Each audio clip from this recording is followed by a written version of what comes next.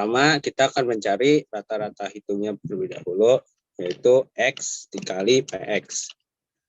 Jadi sama dengan ini dikali dengan ini. Jadi hasilnya seperti ini. Dan langsung saja kita drag. Dan akan jadi hasilnya seperti ini. Dan selanjutnya kita akan melakukan sum, semuanya akan dijumlahkan. Jadi kita sum jadi 1,6.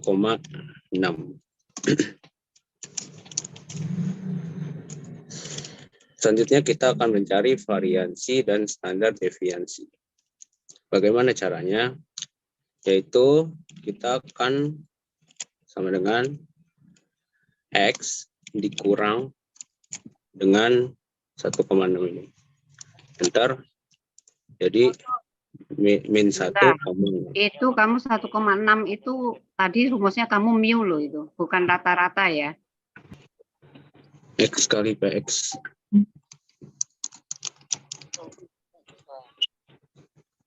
Jadi rumusnya itu. Setahu saya itu sih. Oke, terus.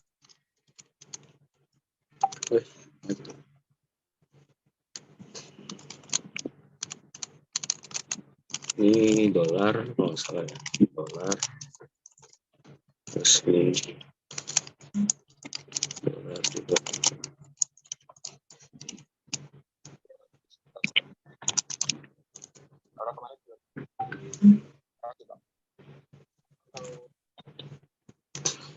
Itu ya, oke lanjut saja.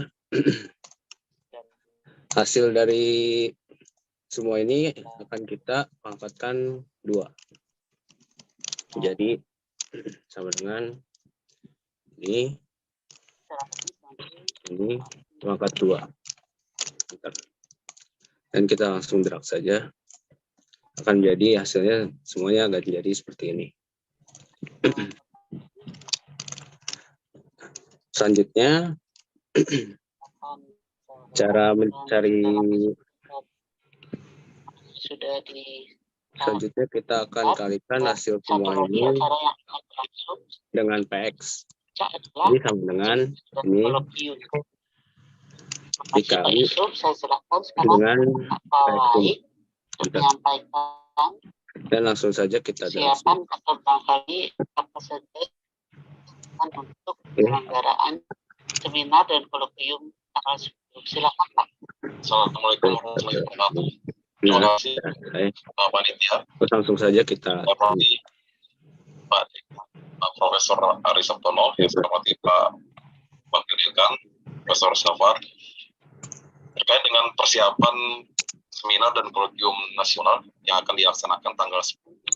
Sampai saat ini peserta yang sudah mendaftar. Baik, selanjutnya ada distribusi probabilitas binomial. Next. Distribusi binomial merupakan sebuah eksperimen terdiri dari percobaan yang berulang dengan kemungkinan outcome dikategorikan menjadi 2, yaitu sukses gagal, baik cacat, ya tidak. Eksperimen yang dilakukan bersifat tidak mempengaruhi kejadian selanjutnya. Bila bilangan N kecil dan P besar, maka perhitungan probabilitas nilai variabel X tidak mengalami masalah.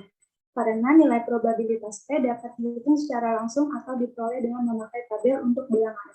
Nilai P dan nilai X tertentu. Next. Rumus distribusi probabilitas binomial. Rumusnya adalah PR seberangan N faktorial dibagi R faktorial dikali N kurang R faktorial, selanjutnya dikali P pangkat R dikali Q pangkat N kurang R. Di sini ada contoh soal, yaitu Santi membuka bisnis baju dan setiap harinya mengirim 1 lusin baju ke toko Pak Bedu. Setelah semua baju selesai finishing, ternyata hanya 80% baju yang layak untuk dikirim. Berapa probabilitas 8 baju layak kirim dan berapa probabilitas 7 baju layak dikirim. Nah, di sini kita harus tahu dulu jumlah total percobaan. Di sini jumlah total percobaan ini ada 1 lusin. Berarti ada 12 baju. Nah, di sini juga ada jumlah peristiwa sukses. Jumlah peristiwa sukses ini ada di 8 baju dan ada di 7 baju.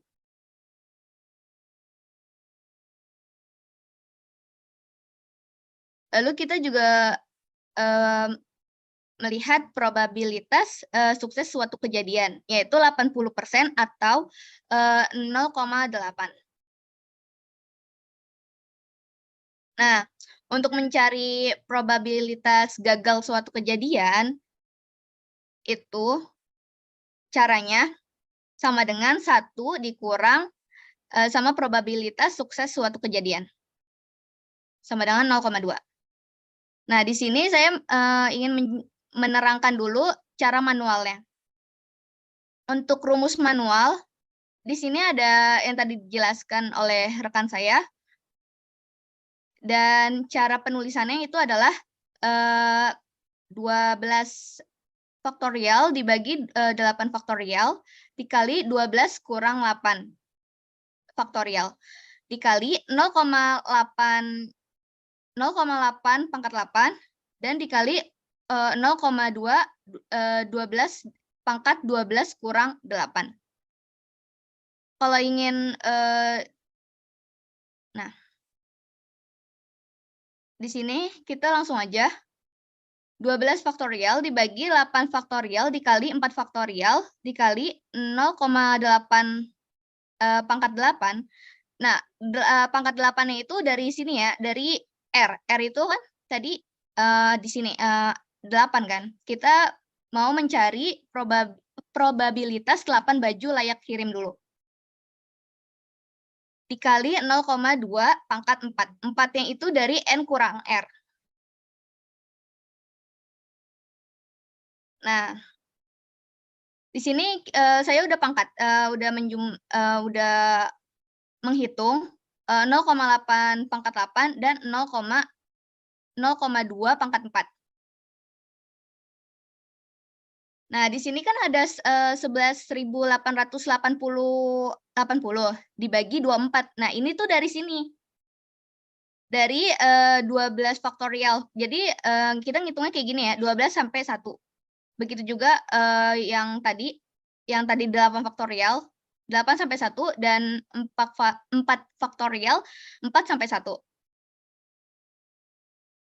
Nanti kita coret yang sama. Nah, baru kita kaliin sama 1678 dikali 0,0016. 11.880 dibagi 24 kan 4 hasilnya kan 495 dikali 0,1678 dikali 0,0016. Nah, hasilnya itu 0,1329. Begitu juga yang kata probabilitas 7 baju layak kirim. Caranya sama kayak tadi. Ini untuk cara manualnya ya.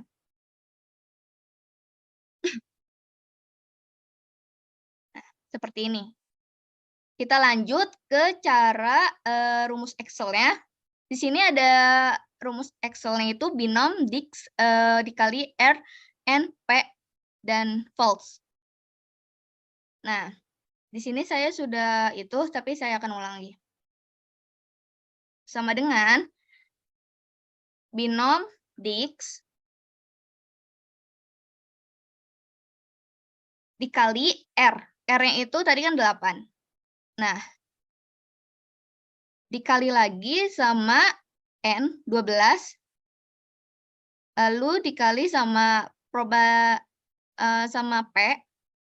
Nah, di sini kita pakai false. Kita nggak pakai key karena udah ada false-nya.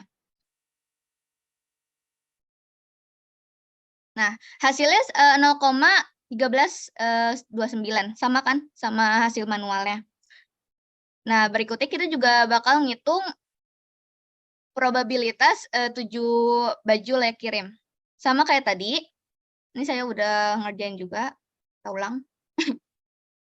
sama dengan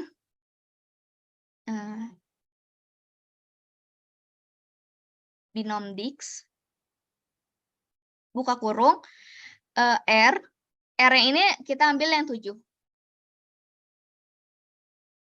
12 dan 0,8. False. Hasilnya 0,0532. Sama kayak cara manualnya. Nah, gimana kalau misalkan ada pertanyaan kayak gagal, ada peristiwa gagalnya. Nah, di sini saya nggak memasukkan soal, tapi ini cuman untuk contoh aja. Jika diketahui itu peristiwa gagalnya itu misalkan 6, maka rumusnya sama dengan binom dikali R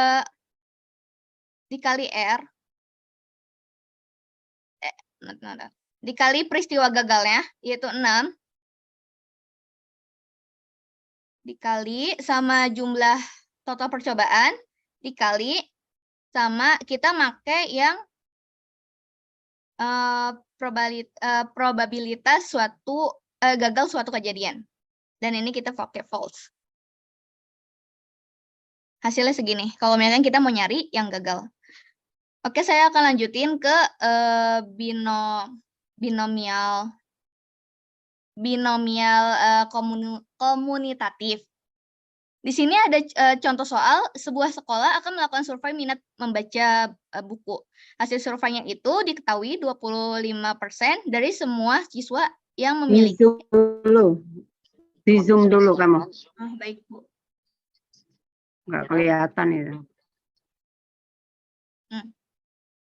Nah, di sini diketahui 25% dari semua siswa yang memiliki hobi membaca buku. Jika diambil 8 siswa secara acak. Nah, di sini ada pertanyaan. Yang pertama, ada berapa probabilitas kurang dari 2 siswa yang memiliki hobi membaca buku, dan ada berapa probabilitas 6 siswa atau kurang memiliki hobi membaca buku. Nah, kita sama kayak tadi, kita harus tahu dulu N-nya itu apa? N-nya itu yang mana? N-nya itu 8. Yang 8 siswa secara acak. Nah, jumlah siswa yang memiliki hobi membaca buku atau R, itu kita ambil yang R kurang dari 2 siswa. Di grup apa ya? Lalu ada probabilitas sukses kejadian. Nah, di sini kan 25% berarti 0,25%. Membantu untuk Memberikan nama-nama reviewer.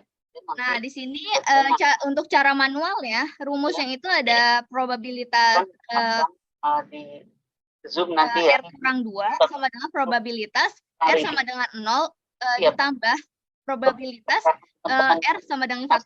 Kenapa? kalau yang itu sudah beres, yang Karena ini yang ditanya 2 ke belakang. Jadi 1 dan 0. kita atur dengan praksi.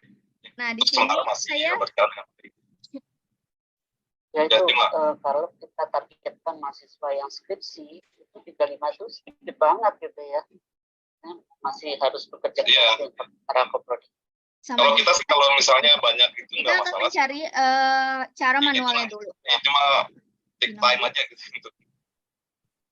Oh gitu. Kalau rundownnya Kayak tadi ya, R itu di sini Rundownnya ada di proposal sih. tanggal 10 kan kita akan seminar kan Pak ya? Dengan Saya buka rundown itu. Sedikit dulu Bu Lupin dengan Pak Noid. Ya. Siap. Ada jam 3 Pak. nah di sini Terkait kita dengan nulis dulu 0, di awal sudah saya sampaikan 0 dan 1. yang datanya seminar ini. Kenapa? Karena kan yang diminta kan kurang dari 2 siswa. Jadi sama dengan binom Dix. Pertanyaannya kenapa 0? Kenapa, Bu? Kenapa nilainya 0? Iya, karena ini kurang dari 2 siswa. Jadi Kan nilainya 1 dan 0. Jadi kemungkinannya ditulis dulu, Mbak, kalau gitu.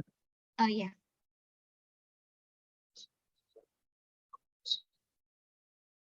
Kemungkinannya berarti di sini 0 dan 1. Nah, gitu. Sosialisasi untuk mahasiswa. Nah, oke, kita mulai hitung. Binom dik. R-nya itu kita ambil yang 0. Karena kita mau mencari probabilitas yang 0. Dan dikali sama N dikali sama dalam bentuk P dikali sama false. Kenapa kita pakai false? Karena kita pakai yang manual. Jadi kita pakai false.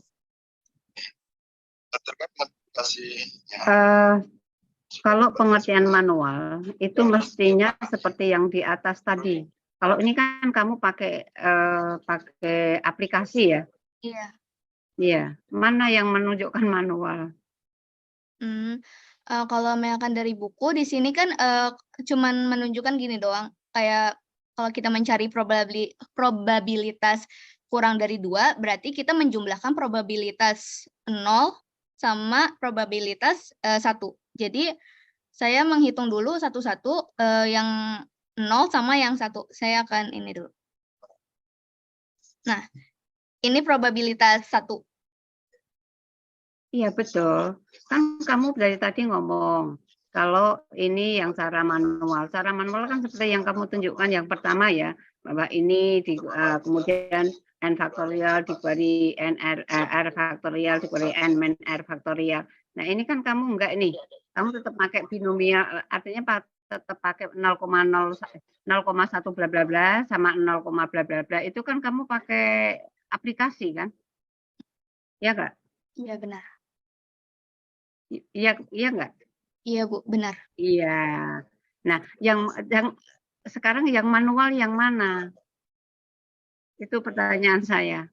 Karena kalau yang di pertama tadi kan jelas ya, yang manual nih cara ngitungnya, kemudian kamu merecek dengan pakai aplikasi, oh ternyata sama, berarti manual sama ini kan memang harus sama. Nah, kalau kamu ini kan hanya menggunakan aplikasi ya? Iya. Iya. Tapi yang keluar dari perkataan kamu itu adalah ini cara manual. Mana manualnya itu yang saya tanyakan. Saya kurang tahu ya Bu itu cara manual atau enggak. Tapi kalau misalkan setelah menjumlahkan antara 0,1001. Kalau namanya manual coba kamu scroll ke atas. Kamu scroll ke atas. Yang tadi yang di beda sheet kali. Nah, itu yang di kolom D itu kan namanya manual tuh. Iya, Bu. Iya enggak? Nah, ini kolom ini pokoknya manual, tapi yang kamu kotak itu coba yang di atas lagi scroll ke atas. Yang 1,0 berapa itu? Nah, itu kan pakai apa itu? Aplikasi, iya. Aplikasi kan? Iya, Bu. Nah, itu bedanya. Probabilitas 0 sama satunya. Nah, untuk menyamakan sama, maaf ini saya hapus dulu.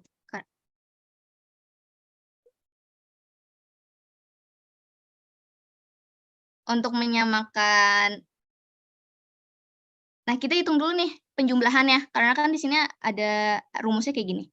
Berarti sama dengan sum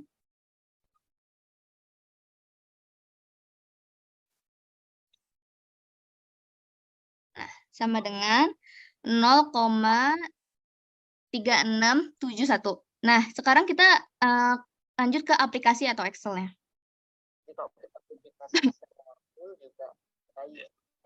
Sama dengan binom Dix dengan keluarnya sertifikat itu ada, saya juga ngerti ya secara teknisnya, mungkin Bapak-Bapak lebih paham. Misalnya mahasiswa sudah ini satu kita ambil. Kan setiap acara kan harus ada surat kepuasan.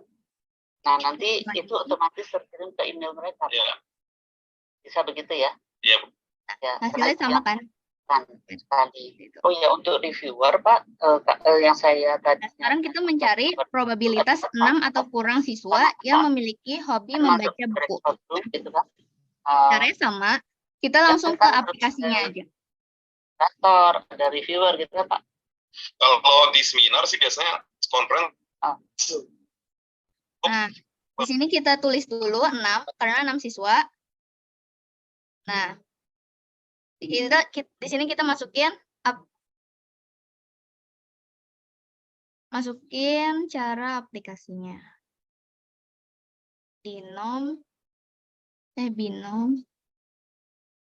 Binomtics.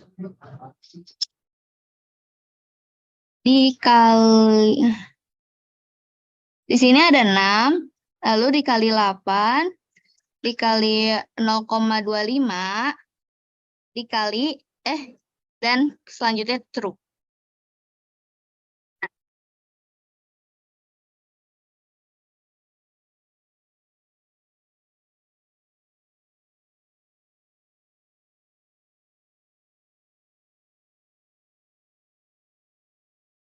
Di sini saya nggak menunjukkan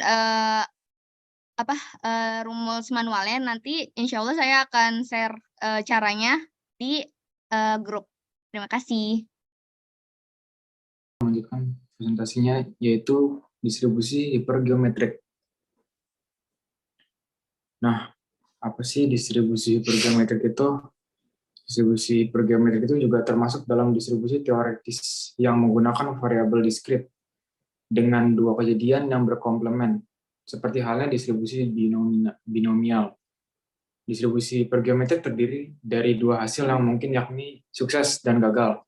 Namun, kita harus mengetahui ukuran populasi dan proporsi keberhasilan dan kegagalan dalam populasi untuk menerapkan distribusi hipergeometrik. Contoh soal ini ada sebuah kotak berisi 50 buah lampu bohlam, 5 diantaranya mati. Apabila diambil 4 bohlam, berapakah probabilitas 2 diantaranya mati? Oke, penjelasannya di next slide. Oke, ini data-data yang sudah kita cari tadi. Nah, ini rumus yang udah dijabarkan pada PPT sebelumnya. Lalu saya buat lebih sederhana lagi, biar ngelihatnya lebih enak. Jadi saya pisah ini ya.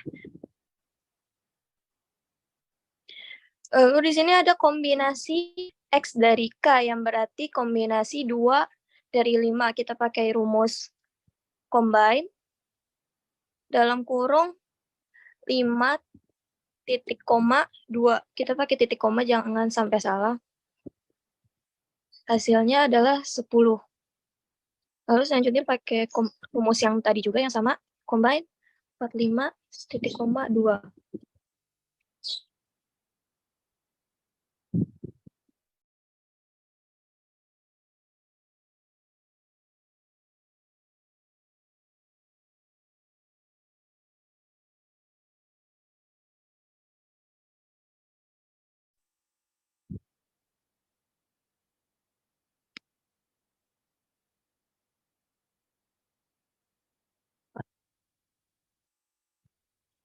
Jadi kita lihat rumus yang tadi, kita masukin berarti 10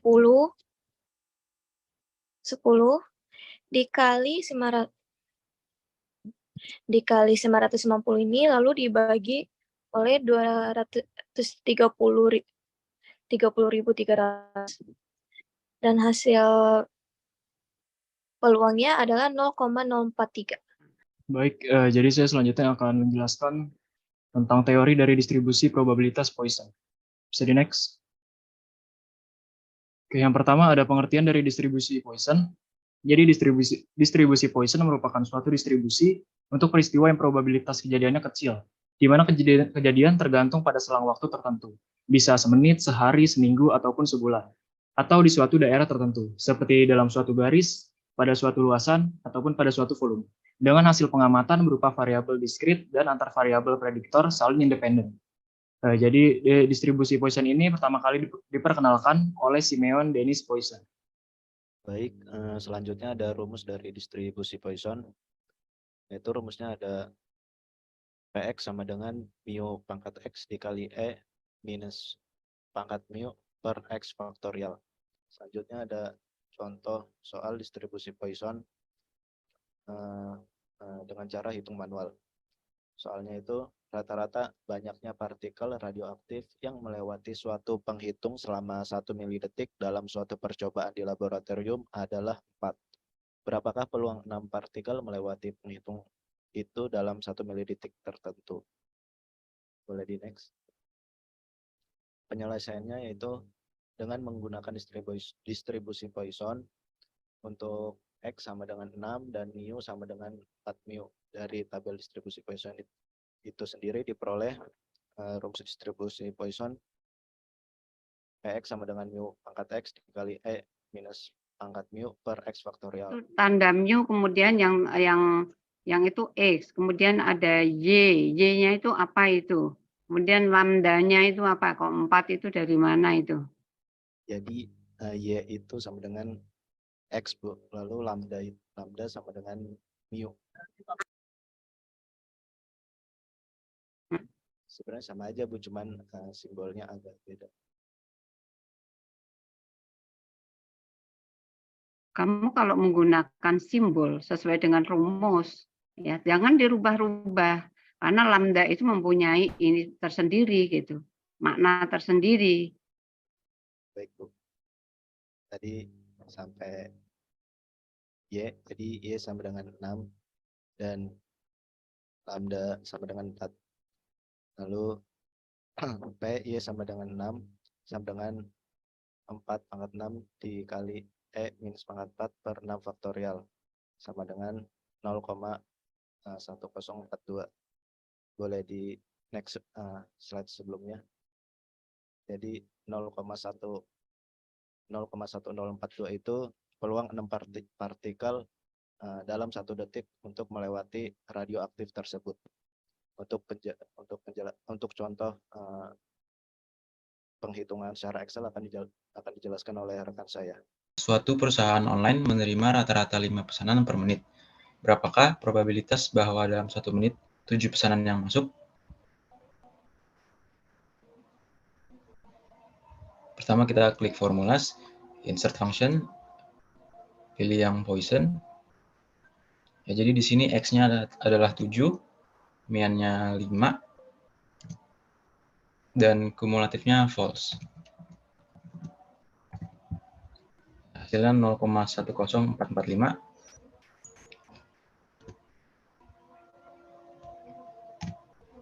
Ya, jadi probabilitas bahwa dalam 1 menit ada 7 pesanan yang masuk adalah 10%. Soal selanjutnya, suatu perusahaan swasta menyatakan bahwa mereka menerima rata-rata 6 email masuk per jam. Hitunglah A. Peluang bahwa pada satu hari tidak ada email yang masuk. B. Peluang email masuk paling banyak 6 kali dalam suatu hari. Jadi di sini X-nya 0, X-nya 6,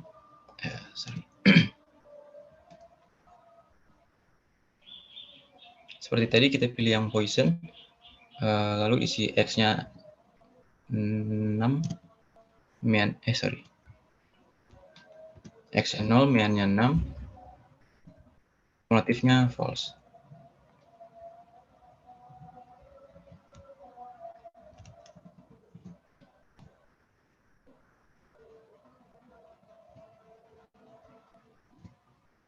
Jadi peluang bahwa pada suatu hari tidak ada email yang masuk adalah 0,25%. Selanjutnya,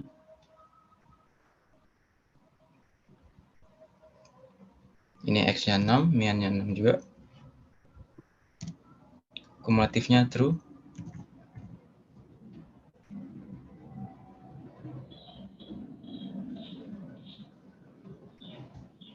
Jadi peluang email yang masuk paling banyak 6 kali dalam satu hari adalah 60,63%.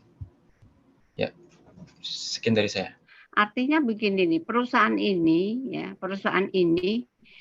itu bahwa setiap harinya itu akan ada email yang masuk karena tidak jarang sekali ada hari yang tidak ada email masuk, kan itu ini. Karena hanya 0,25%, hanya 1/4% kan itu. Tetapi kita lihat bahwa di sini, kalau kita lihat yang 6 ini, dihitung 6 ini, 60% kemungkinannya. Berarti kan dia ya bergeraknya antara berapa ini? Oh, bergeraknya di bawah 10 kan gitu nih. Karena begitu 12 aja dia hanya 1%. Artinya kan sebenarnya perusahaan ini adalah perusahaan kecil gitu. Dari email yang masuk itu kan ketahuan. Jadi artinya kalau kamu akan ekspansi sebuah perusahaan, kemudian sudah diprediksi seperti ini, ya udah jangan buka di situ gitu. Karena peluangnya sangat kecil. Fungsi distribusi hipergeometrik penerapan di Excel. Contoh soal dari fungsi hipergeometrik pada Excel, 5 bola dipilih secara acak dari 3 bola merah dan 5 bola putih. Peluang 2 bola merah yang terpilih adalah untuk menentukan apakah soal ini bisa dihitung melalui distribusi hipergeometrik, yaitu kita coba melihat jumlah sampel dibagi dengan populasi. N-nya berarti 3 bola merah dan 5 bola putih, yaitu 8. Lalu K, jumlah dari X, atau jumlah dari bola merah, yaitu 3. Lalu N, jumlah sampel yang dipilih ada 5 bola. Lalu X, probabilitas yang ditanyakan, yaitu 2 bola merah.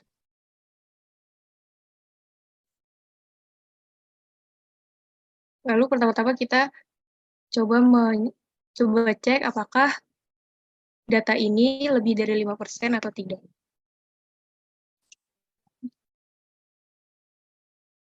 Jumlah sampel dibagi jumlah populasi. 0,625.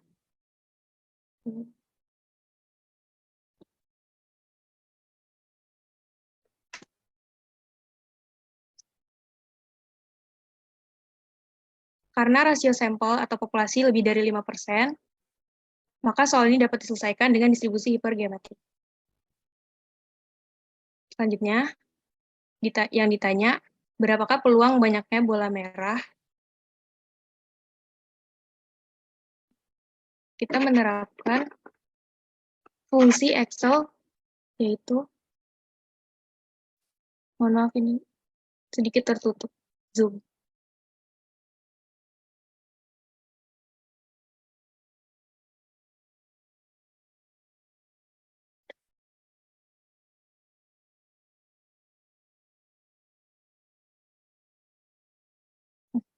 Pertama-tama klik formula, lalu insert function, pilih hypergeometric distribution. Selanjutnya kita tentukan nilai di function arguments. Sampel S, kita gunakan nilai X, yaitu 2. Lalu number sampel, yaitu nilai N, 5. Disorot aja, disorot, jangan diketik. Oh, baik, Bu.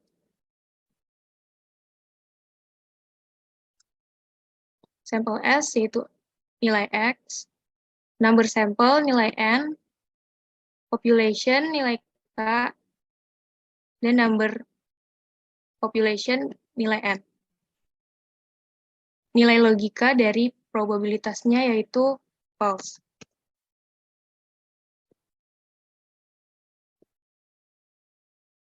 Lalu kita ubah ke persentase.